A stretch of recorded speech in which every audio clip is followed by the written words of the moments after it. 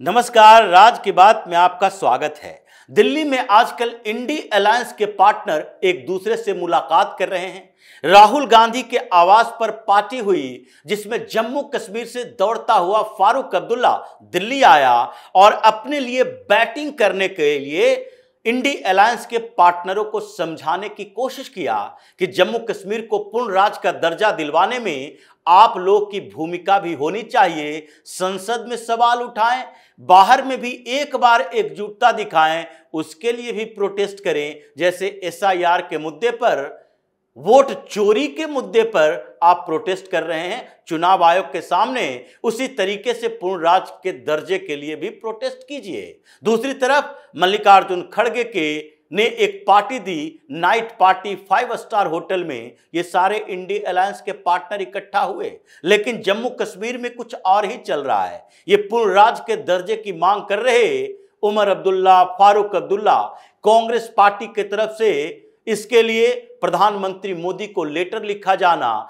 और वहां पर जम्मू कश्मीर में ब्लैक डे मनाना, ये 5 अगस्त 2019 की उस घटना को लेकर जिसमें जम्मू कश्मीर को यूनियन टेरिटरी बनाया गया, उससे विशेष राज्य का दर्जा खत्म किया गया और लद्दाख को अलग यूनियन टेरिटरी बनाया गया। लेकिन उसके प्रावधानों को लेकर हंगामा चल रहा है।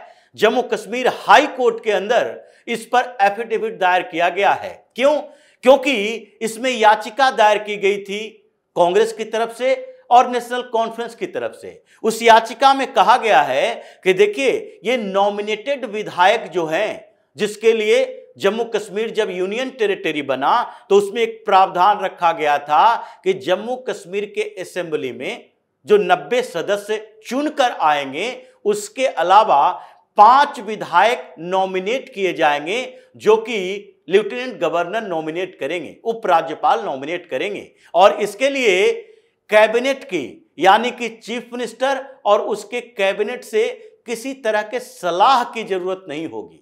और इसलिए ये लोग हाई कोर्ट पहुंच गए और हाई कोर्ट में जाकर इन लोगों ने एक बात कही कि देखिए, ये 5 जो विधायक होंगे जिसको नॉमिनेट किया जाएगा और उपराज्यपाल अगर नॉमिनेट करते हैं तो इससे जम्मू कश्मीर के असेंबली में समीकरण बदल जाएंगे और जो बहुमत की सरकार है वो अल्पमत में आ जाएगी और उस अल्पमत की सरकार के खिलाफ फिर से मैंडेट लाने के लिए भारतीय जनता पार्टी, जो कि केंद्र में सरकार में है, जिन्होंने वहां उपराज्यपाल नियुक्त किया है और जिनके लोग विधायक चुने जाएंगे, ये सब मिलजुल कर उमर अब्दुल्ला की सरकार को गिरा देंगे, क्योंकि वो सरकार अल्पमत में आ जाएगी। इसीलिए जो 5 नॉमिनेटेड विधायक हैं, उसके लिए जरूरी होना चाहिए कि वो जम्मू कश्मीर के मुख्यमंत्री, उनके कैबिनेट के सलाह के आधार पर ही वो नॉमिनेट करे।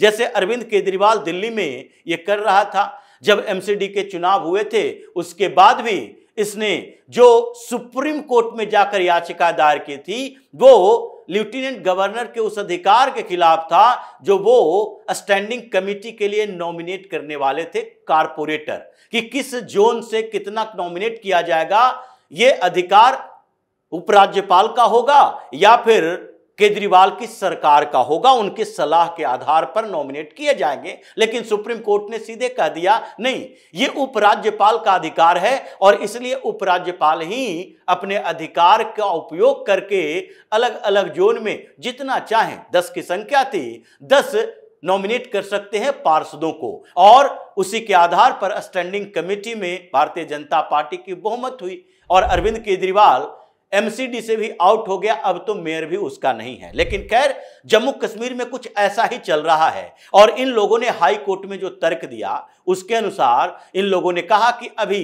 जम्मू कश्मीर के असेंबली में 90 विधायक हैं, यानी कि बहुमत के लिए 46 विधायकों की जरूरत होगी और उसी के आधार पर सरकार बनेंगे। लेकिन अभी जो सरकार है उसमें 41 विधायक हैं नेशनल कॉन्फ्रेंस के, यानी कि उमर अब्दुल्ला की पार्टी के, 6 विधायक हैं कांग्रेस पार्टी के।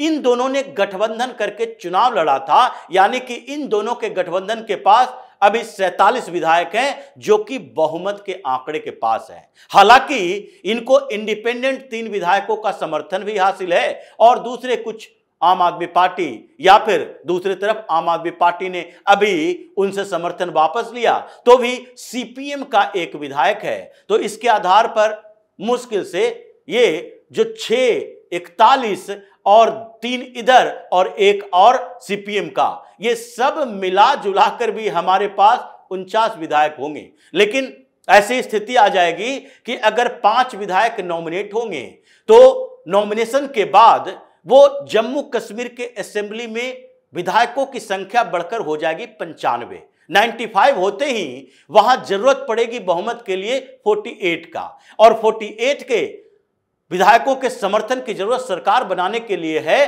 तो अभी गठबंधन के पास यानी नेशनल कॉन्फ्रेंस और कांग्रेस पार्टी, ये दोनों ने गठबंधन करके चुनाव लड़ा था, जिस पर भरोसा किया जा सकता है कि ये दोनों एक दूसरे के साथ हैं। तो इसमें दोनों के पास केवल 47 विधायक होंगे, जो बहुमत के आंकड़े से एक कम हो जाएगा, यानी कि सरकार अल्पमत में हो जाएगी। इंडिपेंडेंट विधायकों पर हम भरोसा नहीं कर सकते। सीपीएम का एक विधायक है, वो कभी भी किसी पार्टी में जाएगा, उसके लिए एंटी डिफेक्शन कानून लागू नहीं होगा। आम आदमी पार्टी का एक विधायक है, वो कहीं भी पाला बदलेगा, एंटी डिफेक्शन लागू नहीं होगा। इंडिपेंडेंट जो 7 विधायक हैं, उसमें से 3 हमारे पास है और 4 तो दूसरे के पास ही हैं, यानी कि ये 4 विधायक भी दूसरे तरफ चले जाएंगे। इसके लिए हम बाध्य नहीं कर सकते उनको, और जो इंडिपेंडेंट 3 विधायक हमें समर्थन दे रहे हैं, वो भी सरकार बनाने की स्थिति में दूसरी तरफ चले जाएंगे, उस पर हमारा अधिकार नहीं है। तो ऐसे में हमारी सरकार तो अल्पमत में हो जाएगी। हम दोनों के गठबंधन की सरकार 47 के साथ ये जो अल्पमत की सरकार बन जाएगी। 48 विधायक हमारे पास नहीं है, इसलिए नॉमिनेट किए जाने वाले 5 विधायकों के लिए आप केंद्र सरकार को यह निर्देश दीजिए कि वो नॉमिनेशन हो तो उमर अब्दुल्ला की सरकार के मंत्रिमंडल की सलाह पर हो। अब ये हाई कोर्ट में मामला चल रहा है, लेकिन जिस तरीके से अरविंद केजरीवाल को झटका लगा था सुप्रीम कोर्ट से, वैसे ही इनको भी लगने वाला है, क्योंकि सरकार ने जो एफिडेविट दायर किया है, यानी कि उपराज्यपाल की तरफ से केंद्र सरकार ने एफिडेविट दायर किया है, क्योंकि सरकार तो जम्मू कश्मीर में उमर अब्दुल्ला की है और इन्होंने ही याचिका दायर की, तो ये केंद्र सरकार के खिलाफ याचिका दायर कर रहे हैं। तो केंद्र सरकार ने जो याचिका दायर की है, उसमें सीधे तौर पर कहा है कि जो जम्मू कश्मीर में 370 खत्म हुआ, विशेष राज्य का दर्जा खत्म हुआ, और उसके बाद जो नया यूनियन टेरिटरी बना, तो जो रीऑर्गेनाइजेशन के लिए नियम कानून बनाए गए, उसमें सीधे प्रावधान किया गया है कि जम्मू कश्मीर के असेंबली के चुनाव के समय उसके बाद 5 विधायक नॉमिनेट किए जाएंगे जो उपराज्यपाल करेंगे, और उसके लिए इनको कैबिनेट की मंजूरी की जरूरत नहीं है, कैबिनेट की सलाह की जरूरत नहीं है। इसलिए वो जम्मू कश्मीर के असेंबली में रिप्रेजेंटेटिव कौन कौन है, उनके आधार पर वर्ग से, ग्रुप से सोचकर वो नॉमिनेट करेंगे। मतलब महिलाओं का प्रतिनिधित्व अगर कम है तो महिला प्रतिनिधि एक होनी चाहिए, कश्मीरी हिंदुओं का प्रतिनिधित्व न के बराबर है तो उसकी संख्या बढ़नी चाहिए, या ट्राइबल ग्रुप के किसी ट्राइब्स की नहीं है रिप्रेजेंटेशन तो उसको नॉमिनेट करेंगे। जैसे गुज्जर की बात चल रही थी, पहाड़ी कम्युनिटी की बात चल रही थी, उनके रिजर्वेशन, उस समय रिजर्वेशन की चर्चा चल रही थी और उसको रिजर्वेशन की लिस्ट में शामिल भी किया गया था।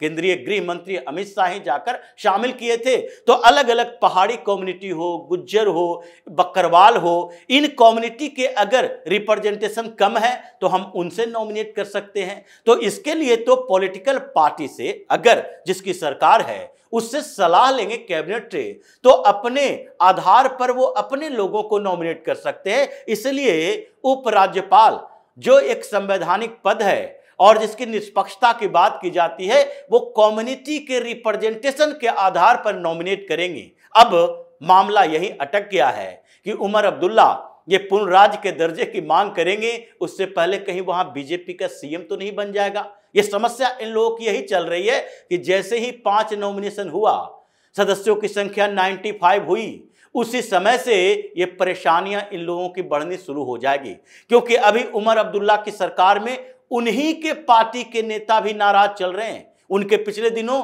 एक सांसद ने कहा कि अगर पूर्ण राज्य का दर्जा ये उमर अब्दुल्ला की सरकार नहीं दिलवा सकती तो फिर तो उससे बेहतर है कि बीजेपी की सरकार होनी चाहिए। अगर उन्हीं के कंट्रोल में रहेगा और यहां पूर्ण राज का दर्जा मिल जाएगा तो इससे ज्यादा फायदेमंद होगा। यानी कि उमर अब्दुल्ला की पार्टी में भी समस्या चल रही है। दूसरी तरफ अगर ये 5 नॉमिनेटेड विधायक आ जाते हैं तो उसके बाद भारतीय जनता पार्टी के विधायकों की संख्या अगर ऑफिशियली देखें तो 29 विधायक अभी हैं, 5 और आ जाएंगे जो इनको सपोर्ट करने वाले होंगे, तो उसके बाद 34 हो जाएगी और उधर 41 है। दूसरी तरफ कांग्रेस जो कि ऐसी पार्टी है जिसका जम्मू कश्मीर में अब कोई लेना देना है नहीं, वहां पर नेशनल कॉन्फ्रेंस और कांग्रेस के दोनों के नेताओं में आपस में भी झगड़ा होते रहता है और मुद्दों को लेकर भी झगड़ा होता है। जम्मू के रीजन से तो जो कांग्रेस से जीत कर गए हैं वो सारे के सारे अभी भी ये सोचते हैं कि जब मौका मिले हम पार्टी बदल लें। और 6 विधायक हैं, 6 विधायक कांग्रेस के, जिसमें से 5 विधायक इधर आने के लिए तैयार रहेंगे।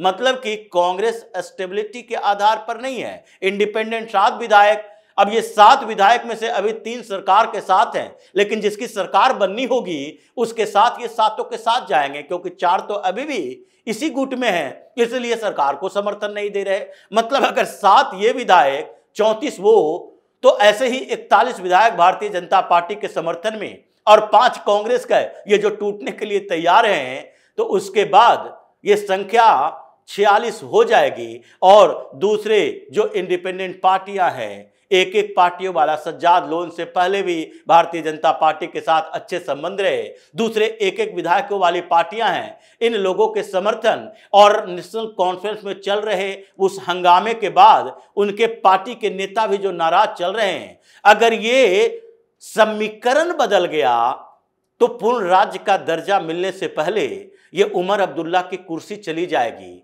और वहां पहली बार ऐसा होगा कि भारतीय जनता पार्टी की तरफ से जम्मू रीजन का कोई हिंदू मुख्यमंत्री होगा। जैसे स्थितियां बदल रही है, बन रही है, यह हाई कोर्ट के फैसले का इंतजार किया जा रहा है और उसके बाद सुप्रीम कोर्ट में जो ये जाने वाले हैं उसका इंतजार किया जा रहा है कि पूर्ण राज्य का दर्जा जब जम्मू कश्मीर को मिले उससे पहले नॉमिनेट कर दिया जाए 5 विधायक और पूरे समीकरण बदला जाए और उसके बाद ये उमर अब्दुल्ला की कुर्सी खिंचकेगी और जम्मू कश्मीर में नेतृत्व और सत्ता परिवर्तन होगा और फिर पूर्ण राज्य का दर्जा दो तो भी केंद्र सरकार जम्मू कश्मीर पर होल्ड रखेगी, वहां आतंकवादियों से निपटने में अपनी पूर्ण भूमिका निभाएगी। यही सारा जो जम्मू कश्मीर में चल रहा है, जिसके कारण फारूक अब्दुल्ला और उमर अब्दुल्ला ये दोनों बाप बेटे की समस्या बढ़ी हुई है। तो इसी तरह की खबरों के साथ फिर से हाजिर होंगे, तब तक के लिए बने रहिए हमारे साथ और देते रहिए हमें सहयोग, ताकि इसी तरह की खबर हम आपके लाते रहें। धन्यवाद।